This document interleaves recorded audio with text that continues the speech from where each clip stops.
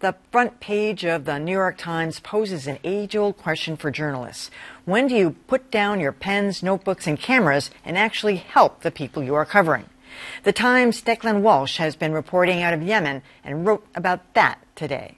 Walsh writes he goes from being served delicious, slow-cooked lamb to work in a hushed hospital ward filled with malnourished children with skeletal faces, hanging between life and death for want of money and a good meal. If that juxtaposition strikes you as jarring, even distasteful, it felt that way to me, too.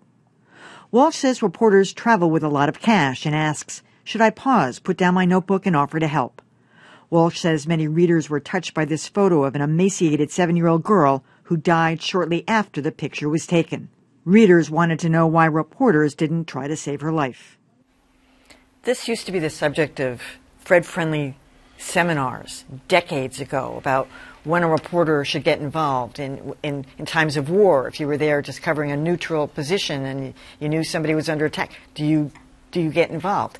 I mean, I would have a hard time not doing something, whether it be, I mean, you can't help everybody, but the special cases that you come along, I think that little Yemen girl was too far gone. I don't think anything that any photographer or reporter did, that was a Tyler Hicks photograph, I don't think he could have done anything.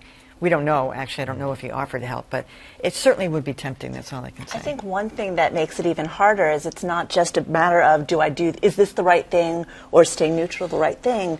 It's a question of what happens next. If you do unpeel a few dollars from that wad of cash and hand it over, have you bought your story? Are they changing what they're going to tell you? Are you no longer able to report objectively because now you've put skin in the game?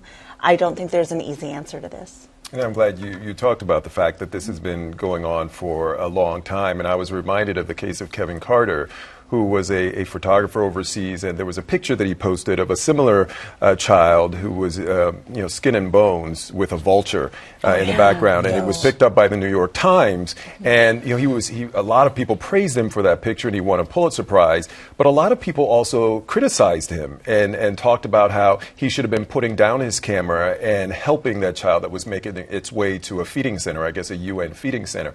Ultimately, he committed suicide because a lot of the burden of what he was having to go through. Not that alone, obviously, because suicide is much bigger than that, but that contributed to some of the depression and other issues that he was facing.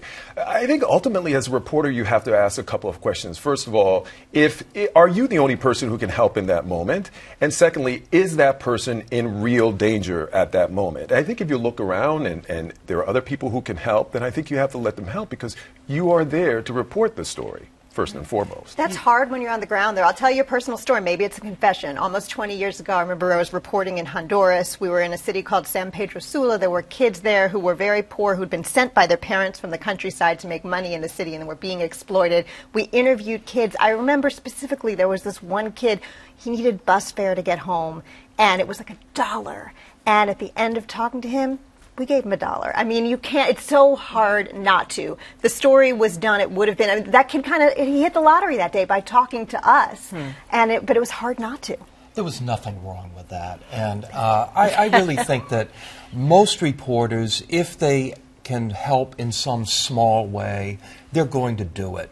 But our primary mission, and I say us, I've never done this kind of reporting, but I think that the reporters who do this type of thing for a living, their primary obligation is to bear witness to these horrors. And in the long run, I think they're doing much more good for all of us by telling these stories than they are by trying to help people one at a time. The Fred-friendly question was always, would you intervene if it meant changing the course of the outcome of the event? I mean, if you saw something that was about to happen, should you alert? You see, I don't buy into that. To me, that's very old-fashioned thinking about journalistic ethics. It's a misguided view of objectivity. Our job isn't to be above it all. Our job is to tell a story fairly and truthfully, and every so often help out if we can. And it's just not black and white, right? I think you have to analyze each situation as it happens. I think in the moment is really key.